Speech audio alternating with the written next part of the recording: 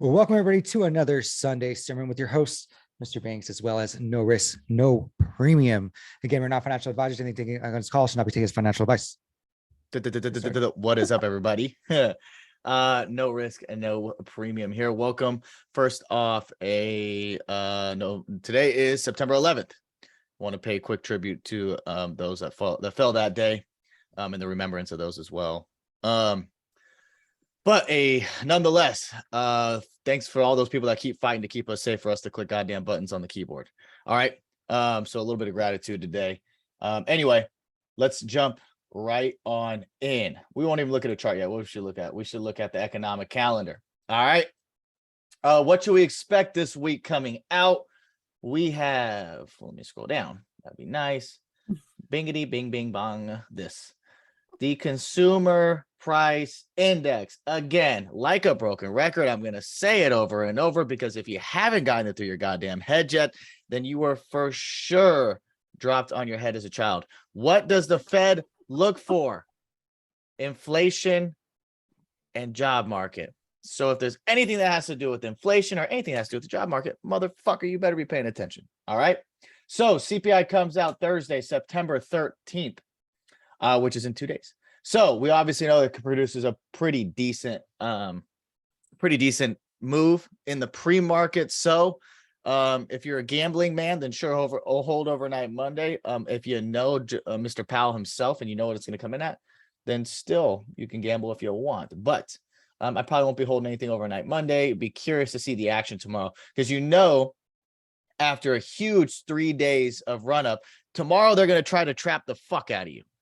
Okay, so don't get caught offsides. Okay, Wednesday PPI. So core, we got the core CPI Tuesday is the demand side. CPI producer price index is the producer side, is the supply side. Then we have what? So we just had inflation, and then we had what? Now we got jobless on Thursday. Do you think that's important? I'll answer it for you. Yes, it's important, because No Risky just said it.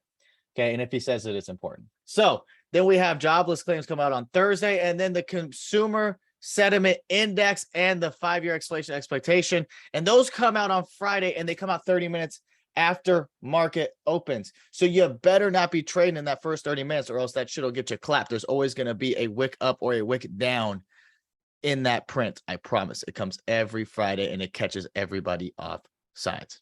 Okay. So other than that, not really seeing, Justin, we didn't see any Fed presidents that are coming out to speak this week. No. Yeah. No. We didn't see any, which is nice. FOMC is next week, though. Yeah, we'll get to wait, tomorrow's 12th. Yeah, nothing this week coming out. Following week, bada bing, bada bang, bada boom. Mr. FOMC is on Wednesday, the 21st. Yep. So we see it there, right? FOMC next Wednesday, guys. Put that on your calendar so you know it is coming up. Obviously, we will remind you throughout the week, and remind you next Sunday as well, and on the 2-minute drill the day before. But yeah, no actual Fed presidents this week. It doesn't seem. Sometimes they pop up. Who knows? So you just want to keep an eye. Where am I going here? What am I trying to do? This one. Just keep an eye there. Oh, then earnings this week. Nothing caught my eyes, Justin, unless you had something you liked. Not on earnings, no. I mean, Oracle, obviously, but yeah, I'm not an earnings guy. So Oracle, interesting one. That's like a ERP or a CRM of a lot of companies. So that'll be good just to have a gauge on what companies, because they usually are the biggest supplier of those, right? Adobe's interesting. AutoZone's interesting because obviously they're more consumer focused, B2C, where you have to fix your car yourself or whatever.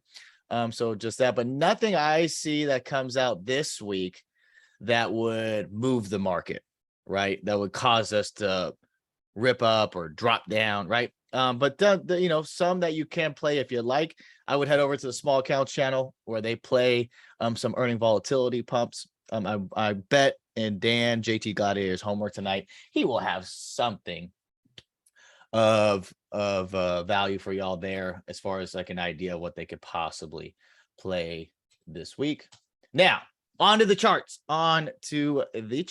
We have SPY, our favorite, right? It's good to play SPY. It's good to know what SPY is doing because SPY is an accumulation of a lot of stonkies that we like to play. Well, if you watch the homework for the 2-minute drill on Thursday, we said 3 white soldiers, kinda. Justin, would you call that 3 white soldiers? I mean, it looks kind of like it. Whatever. I mean the gap. No, it's a because the little bit gap, right? off. Yeah. Yeah. But nonetheless, it played out to our 406 level, right? We said if we're through 4012 area, which was that 50 MA, we saw it here, the purple dotted. And the 100 MA is the I guess it'd be orange brownish dotted. So we got through that level Monday or Friday. We're gonna rip up. We went ahead and melted on up there, right? So great trades. Now, what happens after what happens after 390 to 406? That's 16 points in 3 days. You think we're just gonna keep on marching up? Like here's 3 candles, 1, 2, 3, and then a base consolidation day, right? I mean, I would give it, I wouldn't say that we would just keep on marching on higher. Now, it depends where this 20 MA opens on the daily, but I would think at some point we get a pullback tomorrow. Or this, so if it's not tomorrow, it's the next day. And why not be tomorrow going into a Tuesday core CPI print? What happens when the market is knowing that there's going to be some catalyst? The Fed's going to talk. CPI comes out, jobless numbers, non-farm payrolls, et cetera, et cetera, et cetera. What does the market usually do? It, quote unquote, what? Bases, right? It traps people. It tries to get people caught off sides, right? It chops around. So when you know that, then you'll have to say, okay, where are my major supports and resistances in those areas? Well, we know 4067 is a lady and a half. So you probably want to mark something in here saying, look, this is going to be a level. Now, depending where this could open tomorrow, this 20 MA, that would definitely be a spot to consider as well. You know that there's a gap down here, right, at 402.46. So wouldn't it make sense to possibly open in here, drop down, everybody gets short under here, and then bounce its ass back up? Like, wouldn't that just make more sense, right? So you have to think about what should we do tomorrow? We were trending. Now it's probably time for us to consolidate a little bit. The market trends and it consolidates. It trends and it consolidates. That's all it does. Okay. So we have to understand the time's probably coming to a close on this trend. Okay. We're probably likely to consolidate, especially going into the CPI print. So what am I expecting for tomorrow? Well, let's just take a zoom out. Those of us that were with us here, probably about 5-10 minutes before we started. Sorry. Yes, actually the quarter chart is a good chart. So this is the quarterly chart. That is the end of the third quarter is this September. All right. So how do we end it? I don't know. We either go right back up to 431 or we come right back on down to 377. Okay, that's how I choose it. And that's like, whoa, oh, you're saying, whoa, we either go up or we go down. Well, yep, that's exactly what I'm saying. We either go up or we go down. Now, zoom in a little bit more. What can we see here? We're all talking about it. Okay, you guys see this little box up here. Okay, then you see this box in here. Now you see this box forming in here, right? So we can see that we're getting to some major resistance here. Anywhere from 406 to 415 is huge resistance. You guys are all seeing that, correct?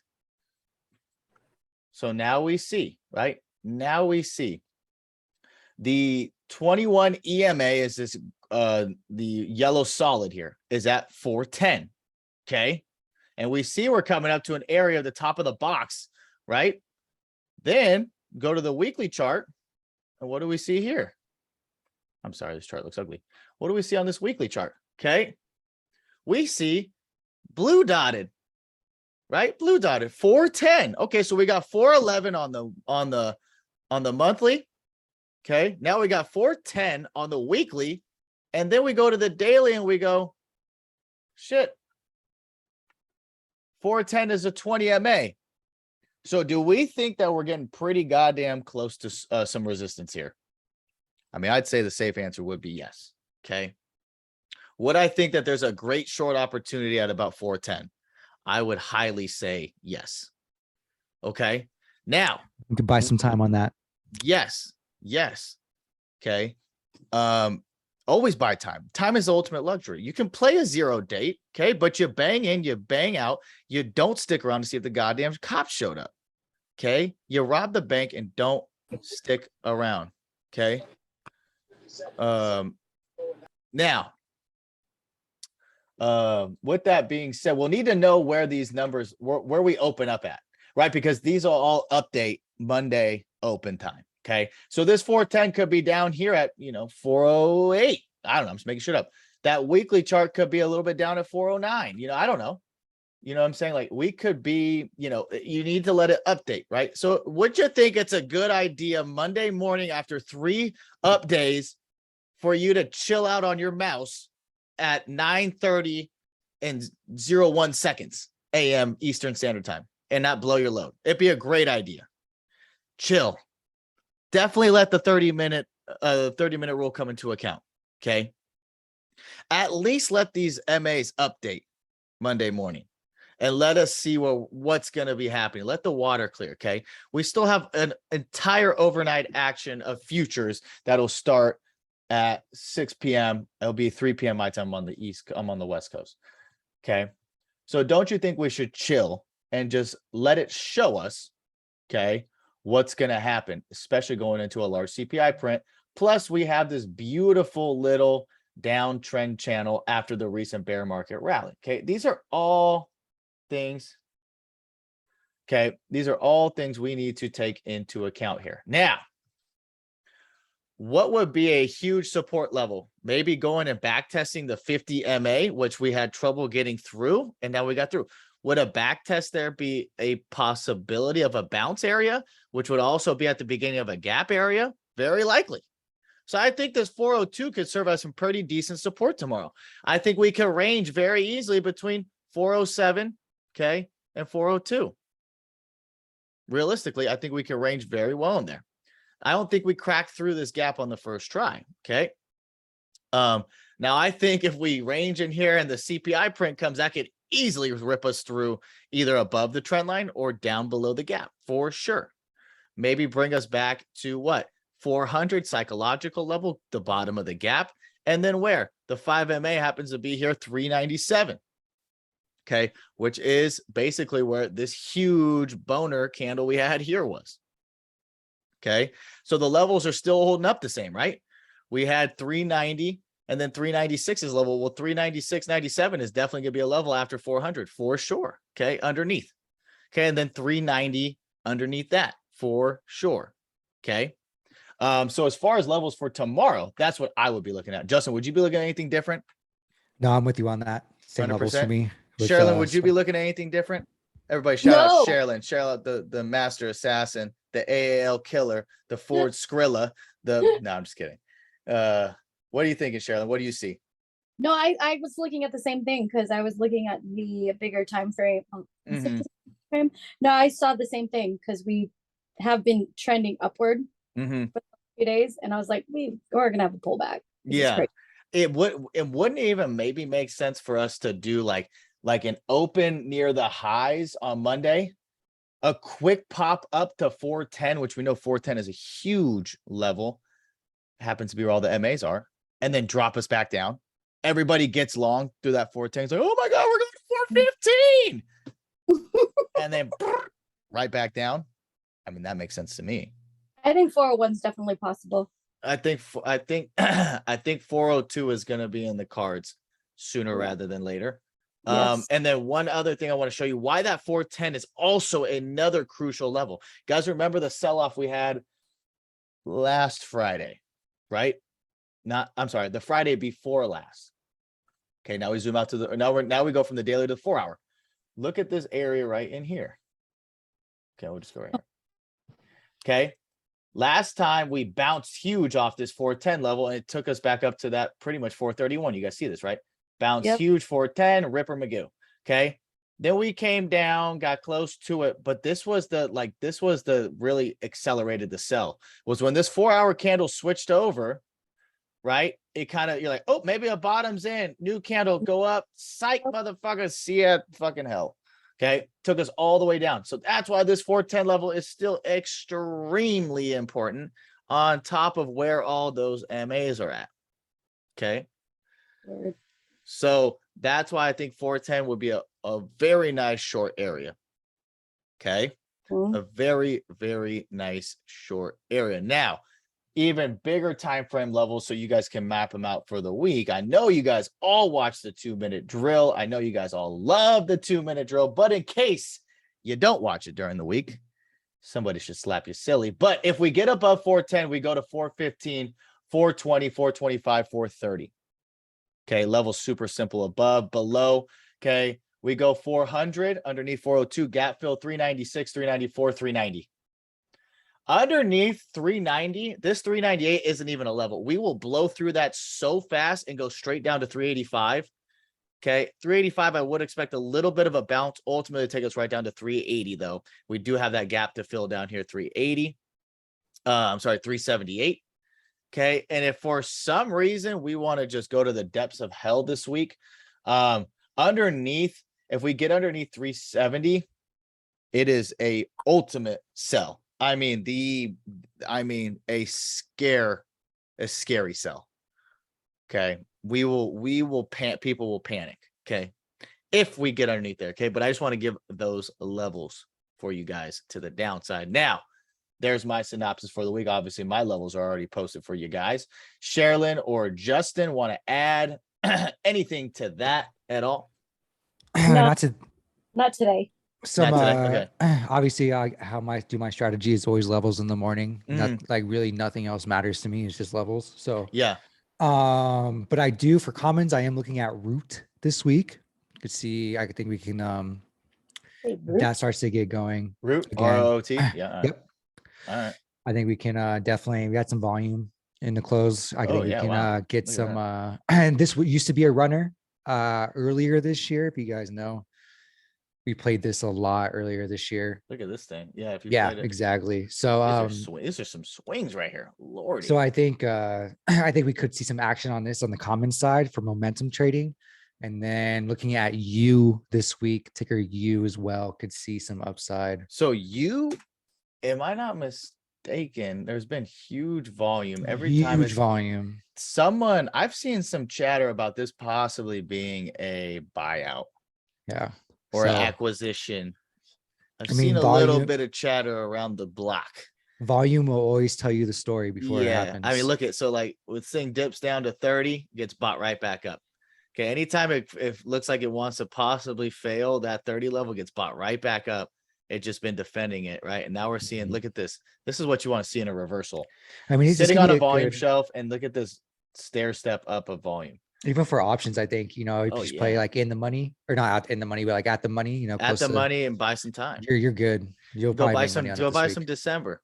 Go buy some. I mean, you see how crucial this 30 level is, really. Yeah. So I think these are my those are two watches, other than my like, typical Tesla and NVIDIA AMD watch. Yeah.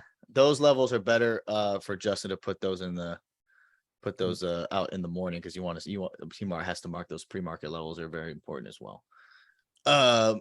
John B says September 23rd.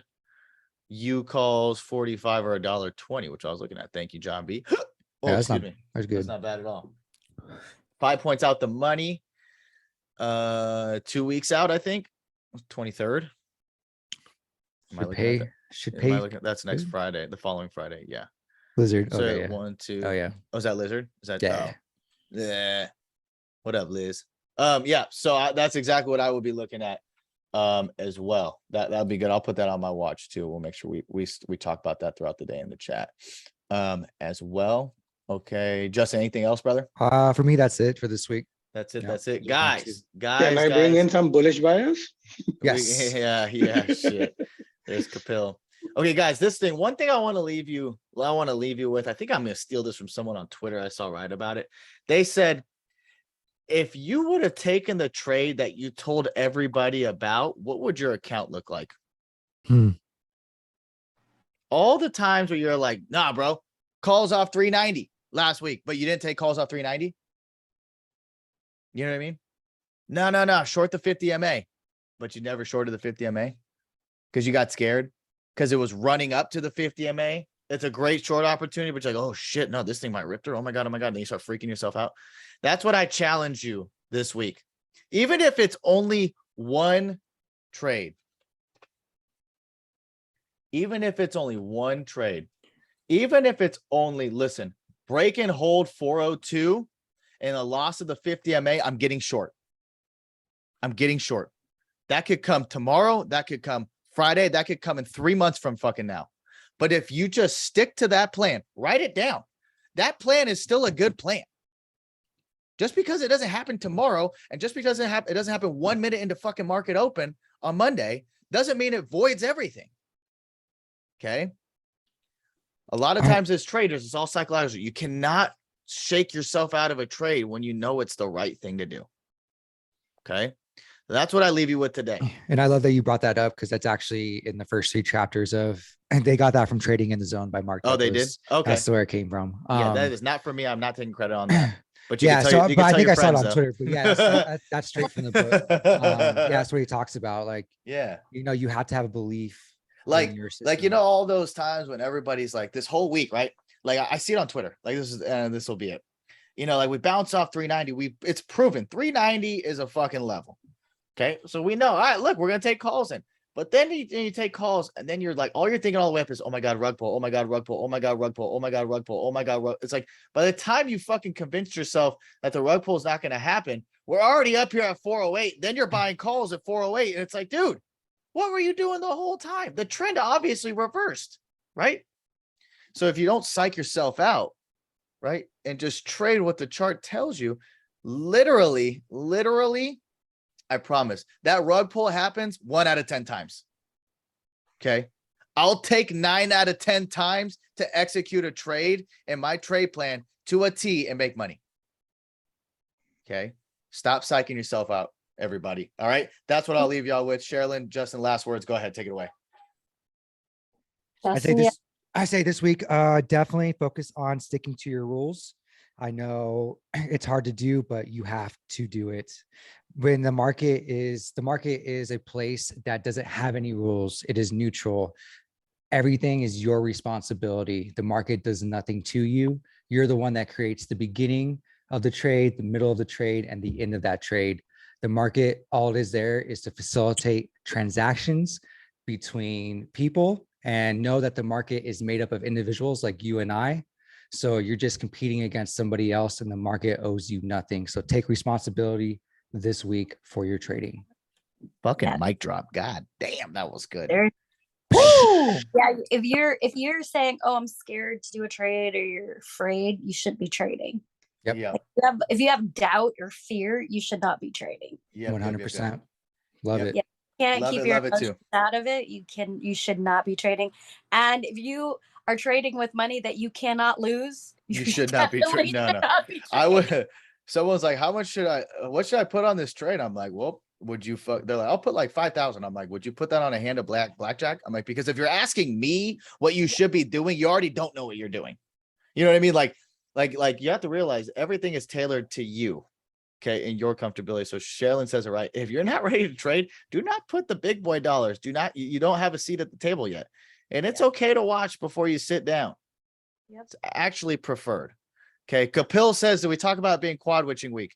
Guys, it's going to be quad witching week. There you go. Do your own homework. Go to Google, search quad witching. It's basically when a bunch of contracts across the market all expire at the same time. It's monthly, quarterly, futures contracts all expire at the same time. So we expect more volatility in the market where big players are selling or unloading positions and buying new positions further out where they can park their money. Okie dokie. Yes, sir. Okay, we already going to expect huge volatility because why? Lots of economic data. So it's coming, guys. Be ready.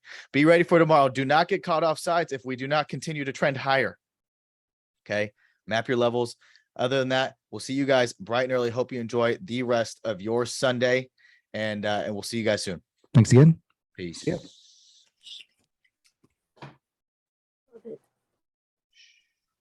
Short and sweet.